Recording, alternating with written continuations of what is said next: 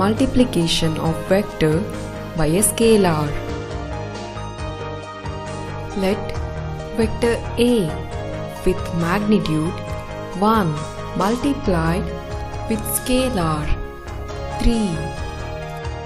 Then the magnitude of the resulting vector is the product of magnitude of vector and the scalar,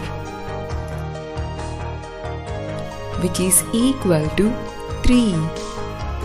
Original vector and the resulting vector are collinear vectors, means they are parallel to each other.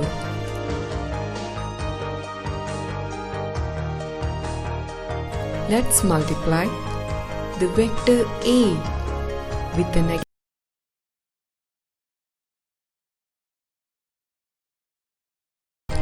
magnitude becomes -2 and the direction becomes opposite.